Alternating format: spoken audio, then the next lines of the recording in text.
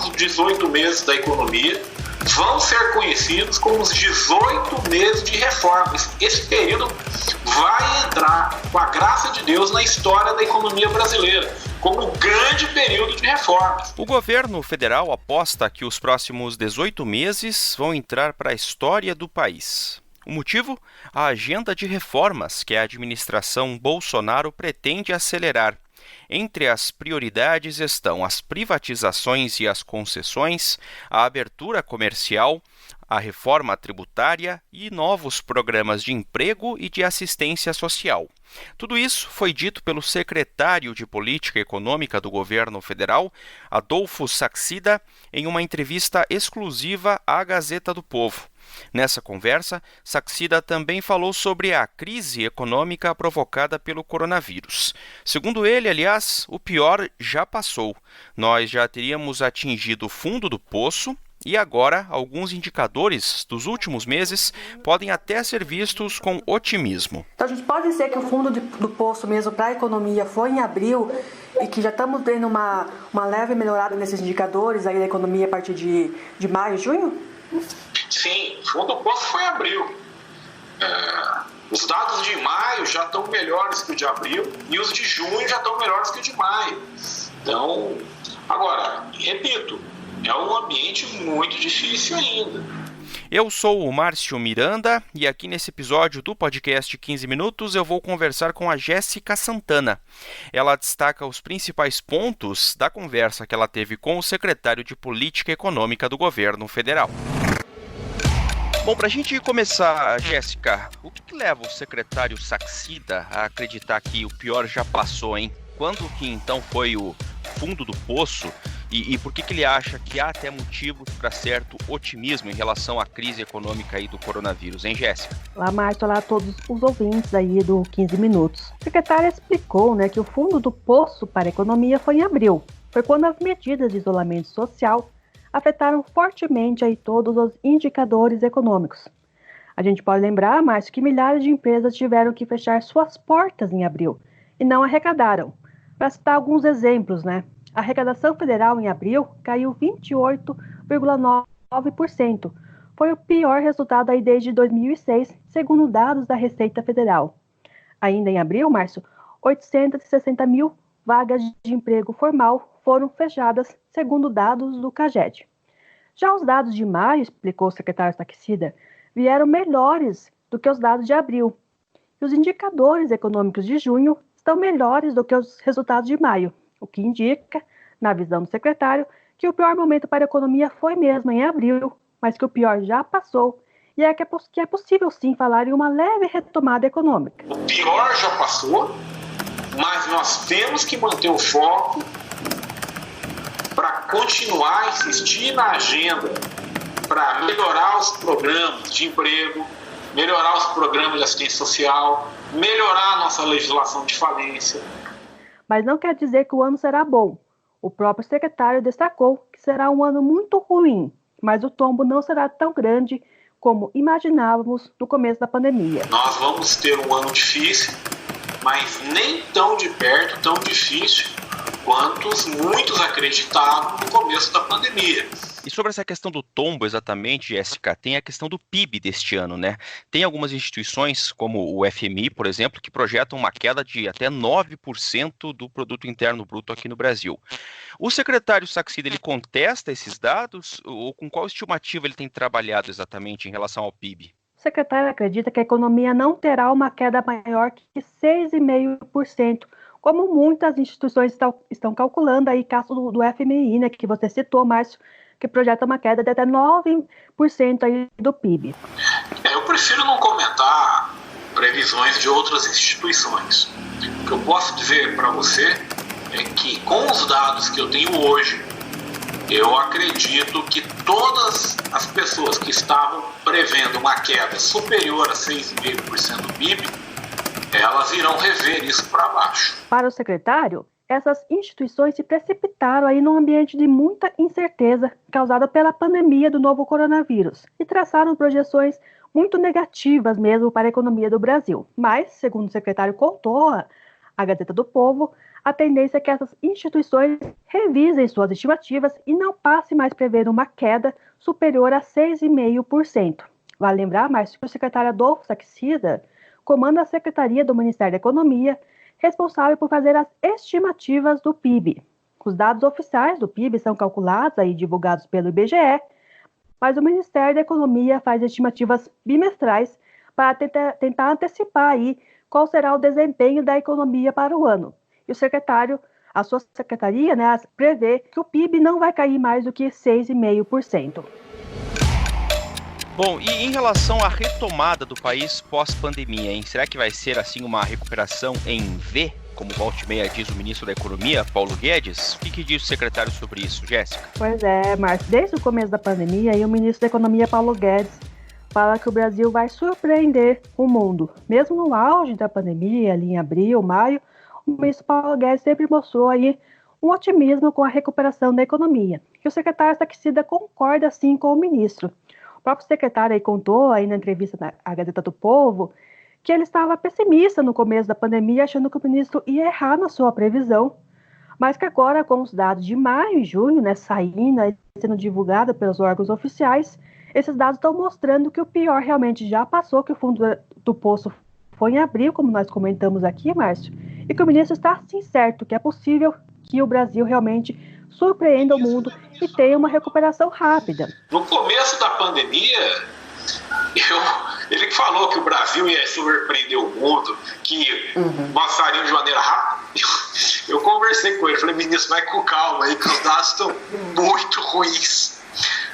Aí eu falei isso uma vez, aí falei a segunda, aí na segunda ele deu um sabão danado, me chamou de lado, falou, olha aqui, ó, presta atenção. Aí ele mostrou, ele é extremamente sagaz, mostrou todo o arcabouço e falou, pode confiar, as pessoas estão chutando muito alto, vai ser um ano ruim, mas nem de perto tão ruim quanto estão dizendo. Só que o secretário destacou na entrevista, Márcio, que a retomada só virá caso o governo consiga implementar aí nos próximos meses a sua agenda pró-mercado, que inclui a aprovação de reformas, ajuste fiscal, concessões, privatizações e combate à má alocação de recursos, e que o Congresso será um parceiro importante para tornar essa agenda uma realidade. Nós acabamos de aprovar, junto com o Congresso Nacional, o PL de saneamento, precisamos aprovar o PL do gás.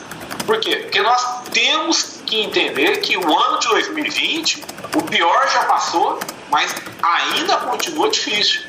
Vai ser um ano, infelizmente, muito duro. O secretário Saxida, num dos pontos que chamou a atenção também dessa entrevista, que está publicada na Gazeta do Povo, ele falou em 18 meses para entrar para a história, falando, claro, dessa agenda, do governo. Quais são, então, as prioridades nesse período que está colocado aí pelo secretário com esse formato, inclusive, de 18 meses para entrar na história, hein, Jéssica? Na entrevista, aí, o secretário se mostrou bastante confiante, Márcio, que o governo vai conseguir tirar do papel a sua agenda econômica nesses próximos 18 meses. E quais são as prioridades aí dessa agenda, O secretário fez uma lista para a gente, O projeto do gás barato, as privatizações, as concessões de ativos de infraestrutura, como aeroportos, portos, rodovias e terminais aeroportuários, a abertura comercial, a reforma tributária, uma nova lei de falências e recuperação judicial, novos programas de emprego mais eficientes e fortalecimento dos programas de assistência social. Essas são as prioridades aí do governo para o período pós-pandemia. Nós vamos transformar esses 18 meses em 18 meses de reforma. Ou, na frase do grande Rudyard Kipling, vamos transformar esse minuto de agonia em 60 segundos de esperança. O secretário listou ainda quais são as urgências, Ou seja, os projetos que não podem esperar 2021 e têm que sair do papel ainda em 2020. São 3 as urgências, segundo o secretário Márcio. Um novo programa de assistência social, um novo programa de emprego e uma nova lei de falências. Dará tempo de plantar essa agenda para a reforma nesse 1 ano e meio? Vocês acreditam Com nisso? certeza absoluta. Olha, eu posso estar muito errado nisso. O que eu vejo hoje é um forte alinhamento entre executivo e legislativo na pauta econômica. E será que o Congresso está disposto a embarcar dessa agenda aí com o governo, hein, Jéssica? O secretário acredita que sim, né? Ele diz que o Congresso aí tem um claro alinhamento com a pauta econômica do governo e que o Congresso está sim comprometido com as reformas, tanto que no ano passado aprovou aí a reforma da Previdência. Mas vale lembrar aí aos ouvintes, Márcio, que o tempo é curto, são 18 meses, né? Esse segundo semestre de 2020, aí de julho até novembro, né? O começo de novembro, porque tem as eleições municipais em novembro, e mais o ano de 2021 inteiro. E por que esses 18 meses apenas, né? O ouvinte pode estar se perguntando. Sim. Porque 2022 é um ano de eleições presidenciais e também para governadores, deputados, senadores, né, Márcio? E o Congresso, a gente sabe, né, pelo histórico do Congresso, que ele tende a não aprovar nenhum projeto mais polêmico ou denso em ano de eleições presidenciais e para o Congresso, né? E por que ele não tende a aprovar esses projetos? Porque eles não querem se comprometer e colocar aí uma eleição a governador, uma reeleição a deputada, a senador, em risco. E segundo, porque no ano de 2022, em geral, aí pelo histórico, todas as atenções aí ficam voltadas realmente pelas eleições, para os acordos que são costurados, quem vão ser os candidatos, para saber também sobre os apoios que vão ser costurados. E os corredores do Congresso tendem a ficar esvaziados. Os próprios deputados e senadores não ficam mais tanto em Brasília, eles ficam muito mais nas suas bases eleitorais. Em muitas datas, né, Márcio, não há nem quórum para votar um projeto importante. Então, por isso, a equipe econômica precisa correr para tentar aprovar realmente, nesses 18 meses, aí, o maior número de projetos possíveis. Porque, como está com 2022, é muito arriscado, dificilmente passa algum projeto importante, mais denso, mais polêmico no Congresso, no último ano aí do mandato de um presidente. Importante citar isso porque então dos 18 meses, né? Não dá para contar com 2022 por conta de tudo isso aí que a Jéssica explicou. Bom, voltando um pouco aqui ainda à crise, o momento mesmo da pandemia, Jéssica, outro tema que foi abordado na sua conversa com o secretário Saxida, a questão do auxílio emergencial, né? Essa extensão do auxílio dos R$600 durante a pandemia não foi algo que, digamos assim, contou com grande simpatia da equipe econômica, né? O que ele falou sobre isso, hein? No começo, né, mas a gente pode lembrar que a equipe econômica e o próprio presidente Jair Bolsonaro falavam que o Brasil não aguentaria aí mais alguns meses de auxílio emergencial. Falava até que o próprio presidente usou essa frase, né? Falava que o país quebraria. Mas eles tiveram que voltar atrás, Márcio. O presidente e os ministros verificaram aí, segundo o secretário Saxida, né, que hoje era mais importante estender o auxílio emergencial por 2 meses, como foi anunciado pelo presidente Jair Bolsonaro. O presidente Jair Bolsonaro anunciou aí a extensão do auxílio emergencial por mais 2 meses, e depois aí a equipe econômica lida com esse autoendividamento do governo federal, porque vale lembrar, né, Márcio, que para pagar essa conta do auxílio emergencial, o governo vai ter que se endividar, vai ter que emitir títulos de dívida para poder pagar essa conta aí bilionária do auxílio emergencial. Para nós tomarmos essa decisão, nós teremos uma dívida maior no futuro. Uma dívida maior no futuro implica que nós vamos ter que pagar isso.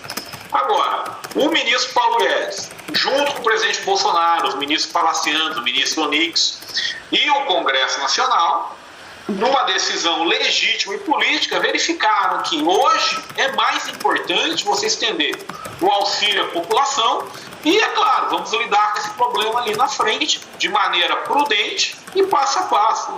Então, segundo o secretário Saxida, foi uma decisão política tomada aí pelo presidente Jair Bolsonaro e pelos ministros de voltar atrás e sim estender o auxílio emergencial, como o Congresso e a própria população aí pressionavam o governo. Eu acho que esse é um grande momento para nós, enquanto sociedade, revermos várias políticas públicas.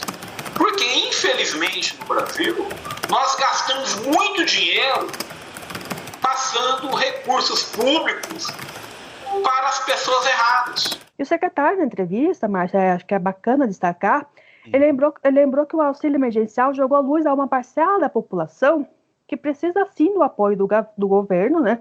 Pois tem uma renda familiar muito baixa, mas não tão baixa assim para receber o Bolsa Família, que é até então o principal programa aí de assistência social. Então, o secretário contou, né, que o governo Bolsonaro quer criar aí um programa de renda permanente mais amplo que o Bolsa Família, para poder beneficiar continuar beneficiando hoje as pessoas que recebem o Bolsa Família e também essa parcela, uma parte da população que tem uma renda muito baixa e que hoje está conseguindo pegar o auxílio emergencial. Só que, por enquanto, esse programa ainda está sendo desenhado aí pelo governo, pela equipe econômica, junto com o Ministério da Cidadania, e o nome provisório que eles estão trabalhando é chamar esse programa de Renda Brasil.